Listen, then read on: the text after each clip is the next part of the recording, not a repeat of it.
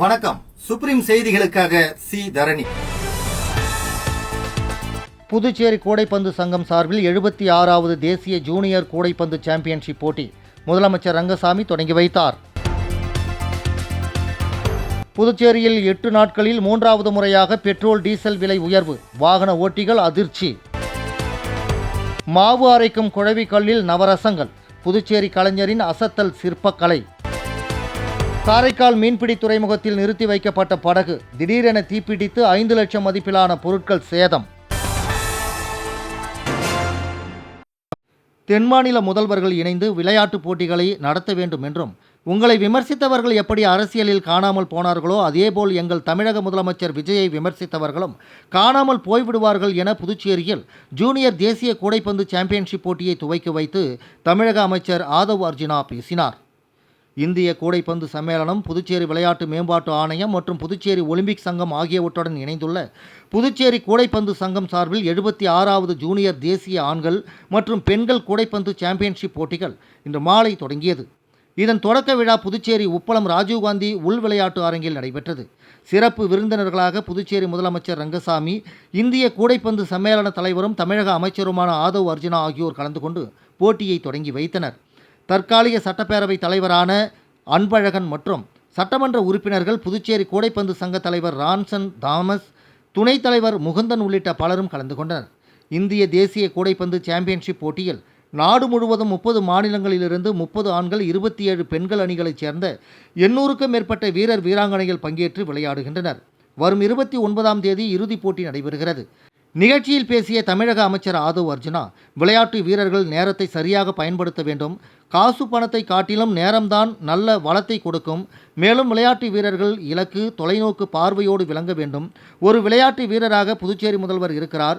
தமிழக முதல்வர் விஜய் விளையாட்டை மிகவும் நேசிக்கக்கூடியவர்.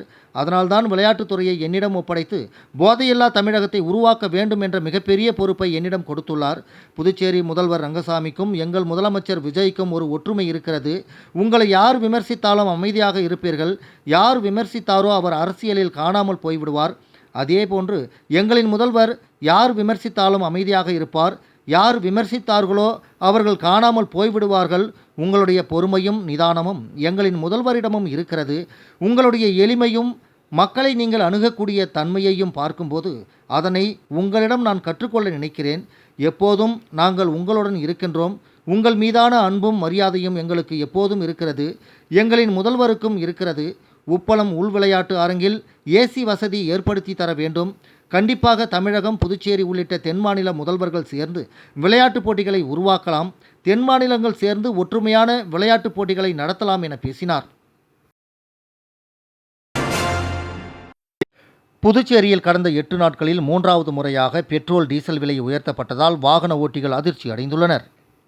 மத்திய கிழக்கு நாடுகளில் நிலவும் போர் சூழல் மற்றும் கச்சா எண்ணெய் தட்டுப்பாடு காரணமாக இந்தியாவில் பெட்ரோல் டீசல் விலையில் மீண்டும் உயர்வு ஏற்பட்டுள்ளது. கடந்த 10 நாட்களில் 3வது முறையாக எரிபொருள் விலை உயர்த்தப்பட்டுள்ளது. புதுச்சேரியில் பெட்ரோல் நேற்று 100 ரூபாய் 14 பைசாவிற்கு விற்பனை செய்த நிலையில் 86 பைசா உயர்த்தப்பட்டு இன்று 101 ரூபாய்க்கு விற்பனை செய்யப்படுகிறது. இதேபோல் டீசல் நேற்று 90 ரூபாய் 27 பைசாவிற்கு விற்பனை செய்த நிலையில் 89 பைசா உயர்த்தப்பட்டு இன்று 91 ரூபாய் 16 பைசாவிற்கு விற்பனை செய்யப்படுகிறது. கடந்த 10 நாட்களில் 3வது முறை பெட்ரோல் மற்றும் டீசல் விலை உயர்வு காரணமாக வாகன ஓட்டிகள் அதிர்ச்சி அடைந்துள்ளனர். வீட்டு வாசல்களிலும் குப்பை மேடுகளிலும் பயன்பாடின்றி கிடக்கும் பழைய குழவி கற்கள் இன்று புதுச்சேரி கலைஞர் ஜெயராமனின் கைவண்ணத்தில் உயிர்ப்புடன் பேசும் சிற்பங்களாக மாறி பார்வையாளர்களை கவர்ந்து வருகிறது. புதுச்சேரியை சேர்ந்த 54 வயதான கலைமாமணி விருது பெற்ற ஓவியர் ஜெயராமன் வழக்கமாக ஓவியங்களின் மூலம் கலையை வெளிப்படுத்தி வந்தவர். ஆனால் கொரோனா ஊரடங்கு காலத்தில் வீட்டில் இருந்தபோது புதிதாக ஏதாவது செய்ய வேண்டும் என்ற எண்ணம் தோன்றியதுதான் அவரை சிற்பக்கலையின் பக்கம் திருப்பியதாக கூறுகிறார்.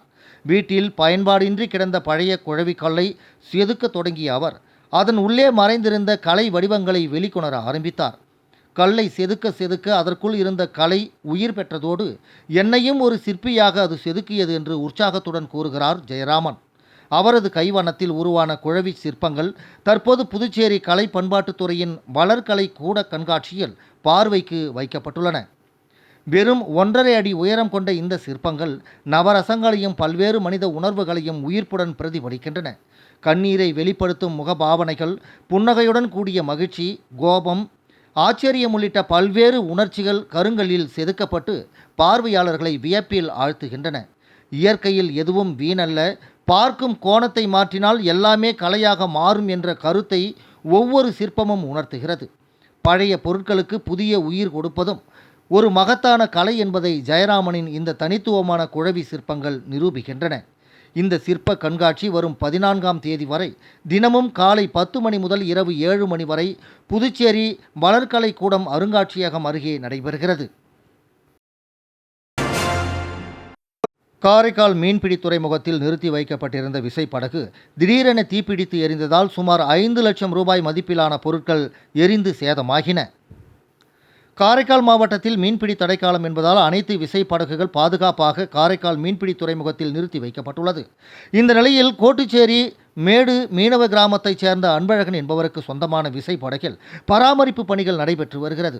அப்பொழுது படகில் உள்ள பல்வேறு இடங்களில் இரும்பு தகடுகள் வெல்டிங் வைக்கும் பணிகள் இன்று நடைபெற்றதாக கூறப்படுகிறது. இந்த நிலையில் இன்று மாலை அந்த படகில் எதிர்பாராத விதமாக தீப்பிடித்துள்ளது. இதை பார்த்த அருகில் இருந்த மீனவர்கள் தீயை அணைக்கும் பணியில் ஈடுபட்டனர்.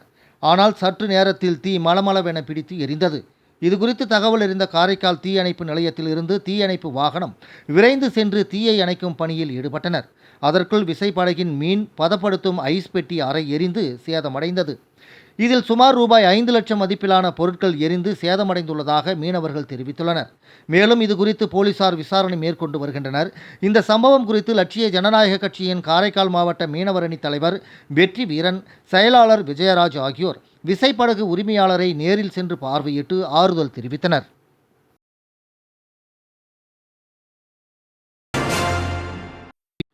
புதுச்சேரி மாநிலத்தில் நியமன சட்டமன்ற உறுப்பினர் பதவிகள் தொடர்ந்து ஒரே கட்சியை சார்ந்தவர்களுக்கு மட்டுமே வழங்கப்படுவது ஜனநாயகத்தின் மீது நம்பிக்கை இழக்க செய்கிறது என புதுச்சேரி பிரதேச மாணவர்கள் கூட்டமைப்பு மற்றும் தேசிய மக்கள் முன்னணியின் நிறுவன தலைவர் சு. சுவாமிநாதன் குற்றம் சாட்டியுள்ளார்.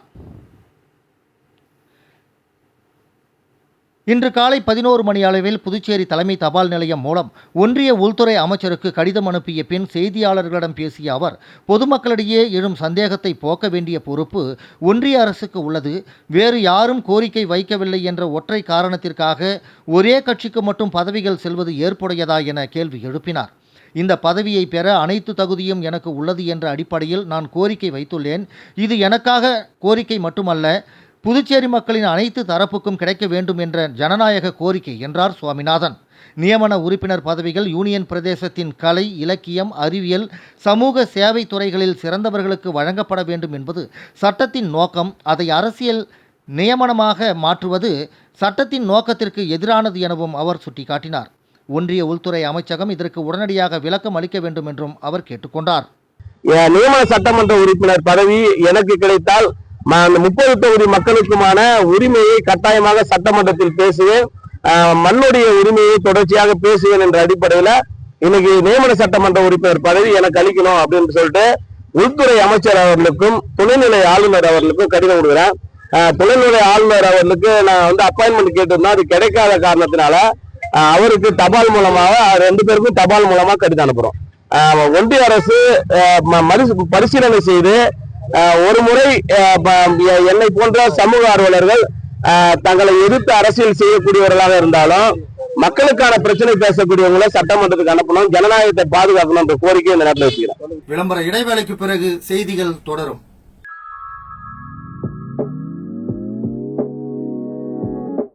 ஜோசாலுகாஸில் இயர் எண்ட் சேல் வந்தாச்சு. தங்க நகைகளுக்கான சேதார கட்டணத்தில் பிளாட் 50% தள்ளுபடி பெறுங்கள். இப்பவே ஷாப்பிங் செய்யுங்க.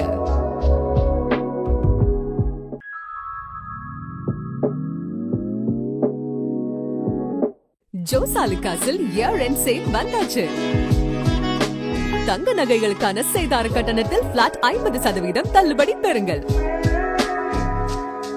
இப்பவே ஷாப்பிங் செய்யுங்க. செய்திகள் தொடர்கின்றன. புதுச்சேரி மாநிலம் வில்லியனூர் அருகே அமைந்துள்ள விழுப்புரம் மாவட்டம் வானூர் வட்டம் பெரம்பை கிராமத்தில் உள்ள அருள்மிகு ஸ்ரீ ஏழை மாரியம்மன் ஆலய ஆண்டு திருவிழா பக்தி பரவசத்துடன் சிறப்பாக நடைபெற்றது. புதுச்சேரி மாநிலம் வில்லியனூர் அருகே அமைந்துள்ள விழுப்புரம் மாவட்டம் வானூர் வட்டம் பெரம்பை கிராமத்தில் உள்ள அருள்மிகு ஸ்ரீ ஏழை மாரியம்மன் ஆலய ஆண்டு திருவிழா பக்தி பரவசத்துடன் சிறப்பாக நடைபெற்று நிறைவுற்றது. முதலாம் நாள் திருவிழாவை முன்னிட்டு திங்கட்கிழமை ஐயனாரப்பன் ஆலயத்தில் பொங்கல் வைத்து சிறப்பு பூஜைகள் நடத்தப்பட்டு அங்கிருந்து அம்மனை ஏழை மாரியம்மன் ஆலயத்திற்கு அழைத்து வந்தனர். இதனைத் தொடர்ந்து இரண்டாம் நாள் உற்சவத்தில் ஐயனாரப்பன் கோவிலுக்கு சென்று கரகம் ஜோடித்து சாமியை அழைத்து வந்தனர்.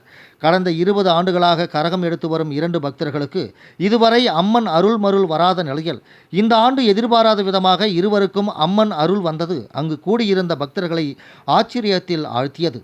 இந்த நிகழ்வை கண்டு ஊர் மக்கள் மட்டுமன்றி வெளியூரிலிருந்து வந்திருந்த பக்தர்களும் பெரம்பை கிராமத்தின் பக்தி சிறப்பை பாராட்டி பேசினர். 3ஆம் நாள் தேர் திருவிழா வெகு விமர்சையாக நடைபெற்றது. அலங்கரிக்கப்பட்ட தேரில் அம்மன் எழுந்தருளி பக்தர்களுக்கு அருள் பாலித்தார். ஏராளமான பக்தர்கள் கலந்து கொண்டு தேரை வடம் பிடித்து இழுத்தனர். 4ஆம் நாள் மஞ்சள் நீராட்டு விழாவும் பக்தி உணர்வுடன் நடைபெற்றது. பெண்கள் மற்றும் பக்தர்கள் அம்மனுக்கு மஞ்சள் நீர் சமர்ப்பித்து வழிபட்டனர். 5ஆம் நாள் திருவிழாவாக ஊஞ்சல் உற்சவம் நடைபெற்றது. இதில் அம்மனுக்கு சிறப்பு அலங்காரம் செய்யப்பட்டு ஊஞ்சலில் எழுந்தருளை செய்தனர். பக்தர்கள் தாலாட்டு பாடி தீப ஆராதனை செய்து அம்மனை பக்தியுடன் தாளாட்டினர். தொடர்ந்து அனைவருக்கும் பிரசாதம் வழங்கப்பட்டது. இதில் ஊர் பொதுமக்கள் மற்றும் சுற்றுவட்டார பகுதிகளைச் சேர்ந்த ஏராளமான பக்தர்கள் கலந்து கொண்டு அம்மனை தரிசித்து வழிபட்டனர். பல நாட்களாக நடைபெற்ற இந்த ஆன்மீக திருவிழா பக்தி பரவசத்துடன் நிறைவுற்றது.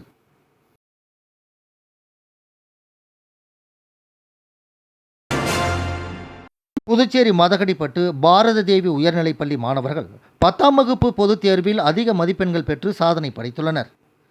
புதுச்சேரி மதகடிப்பட்டு பாரத தேவி உயர்நிலைப்பள்ளி மாணவர்கள் 10ஆம் வகுப்பு பொதுத் தேர்வில் அதிக மதிப்பெண்கள் பெற்று சாதனை படைத்துள்ளனர். இப்பள்ளி மாணவி மதுமிதா 500க்கு 487 மதிப்பெண்கள் பெற்று பள்ளி அளவில் முதலிடமும், மாணவன் கீர்த்திவாசன், மாணவி நாகப்பிரதீபா, சுபஸ்ரீ ஆகியோர் 477 மதிப்பெண்கள் பெற்று 2ஆம் இடமும், மாணவி ஆதிபா தீனா, சிவப்பிரியா, மாணவன் விஸ்வா ஆகியோர் 474 மதிப்பெண்கள் பெற்று 3ஆம் இடமும் பிடித்துள்ளனர். சாதனை படைத்த மாணவர்களை பள்ளியின் தலைமை ஆசிரியர் இளமதி அழகன், நிர்வாக அதிகாரி தாரணி இளமதி அழகன் ஆகியோர் பாராட்டினர். மேலும் பள்ளியின் பொறுப்பு ஆசிரியை தேவி, ஆசிரியர்கள் வாசுகி, ஸ்ரீவித்யா, செல்வலட்சுமி, பிரபு ஆகியோரும் பாராட்டு தெரிவித்தனர். இதுகுறித்து தலைமை ஆசிரியர் இளமதி அழகன் கூறுகையில், கிராமப்புற அளவில் இந்த பள்ளி தொடர் வெற்றியை கொடுத்து சாதனை படைத்து வருகிறது. எங்கள் பள்ளியில் 10ஆம் வகுப்பு பொதுத் தேர்வில் 450 மதிப்பெண்களுக்கு மேல் 12 பேரும், 400 மதிப்பெண்களுக்கு மேல் 23 பேரும் பெற்றுள்ளனர். இந்த வெற்றிக்கு உறுதுணையாக இருந்த பள்ளி ஆசிரியர்கள், பெற்றோர்கள், மாணவர்களுக்கும் நன்றியை தெரிவித்துக் கொண்டார். அமைச்சர் நமச்சிவாயம் மண்ணாடிப்பட்டு சட்டமன்ற தொகுதியில் வெற்றி பெற்றதை தொடர்ந்து காட்டேரிக்குப்பம் பகுதியில் பாரதிய ஜனதா கட்சியின் கேந்திர பொறுப்பாளர் மோகன்ராஜ் தலைமையில் சுமார் 1200க்கும் மேற்பட்ட குடும்பங்களுக்கு நாட்டு சர்க்கரை வழங்கி கொண்டாட்டத்தில் ஈடுபட்டனர். புதுச்சேரி மாநிலம் மண்ணாடிப்பட்டு சட்டமன்ற தொகுதியில் அமைச்சர் நமச்சிவாயம் அமோக வெற்றி பெற்றதை அடுத்து அவரது தொண்டர்கள் பொதுமக்களை சந்தித்து இனிப்புகள் வழங்கி வெகு சிறப்பான முறையில் கொண்டாடி வருகின்றனர். அதன் ஒரு பகுதியாக தொகுதிக்குட்பட்ட காட்டேரிக்குப்பம் கிளை எண் 33, 34, 35, 36 ஆகிய பூத்திற்கு உட்பட்ட பகுதியில் பாஜக கேந்திர பொறுப்பாளர் மோகன்ராஜ் தலைமையில் நாட்டு சர்க்கரை வழங்கும் நிகழ்ச்சி நடைபெற்றது. குடும்பத்திற்கு 1 கிலோ என மொத்தம் 1200 குடும்பங்களுக்கு நாட்டு சர்க்கரை வழங்கப்பட்டது. இந்த நிகழ்ச்சியில் பூத் தலைவர் ராஜா, பூத் தலைவர் சிவக்குமார், கலையரசன், வில்லியனூர் மாவட்ட செயலாளர் ஜெயக்குமார், வில்லியனூர் மாவட்ட விவசாய அணி பொருளாளர் நாஞ்சில் மனோகர், முன்னாள் கூட்டுறவு பால் சொசைட்டி தலைவர் சிதம்பரநாதன், இளவழுதி, ஏழுமலை, சேகர், அன்பு, மதுரை, ஆறுமுகம், சுரேஷ், கிருஷ்ணமூர்த்தி, பாபு, பழனி செட்டியார் உட்பட பலர் கலந்து கொண்டனர். மீண்டும் முக்கிய செய்திகள். புதுச்சேரி கூடைப்பந்து சங்கம் சார்பில் 76வது தேசிய ஜூனியர் கூடைப்பந்து சாம்பியன்ஷிப் போட்டி முதலமைச்சர் ரங்கசாமி தொடங்கி வைத்தார். புதுச்சேரியில் 8 நாட்களில் 3வது முறையாக பெட்ரோல், டீசல் விலை உயர்வு, வாகன ஓட்டிகள் அதிர்ச்சி. மாவு அரைக்கும் குழவி கல்லில் நவரசங்கள், புதுச்சேரி கலைஞரின் அசத்தல் சிற்பக்கலை. காரைக்கால் மீன்பிடி துறைமுகத்தில் நிறுத்தி வைக்கப்பட்ட படகு திடீரென தீப்பிடித்து 5 லட்சம் மதிப்பிலான பொருட்கள் சேதம். இத்துடன் இந்த செய்தி அறிக்கை நிறைவடைந்தன. வணக்கம்.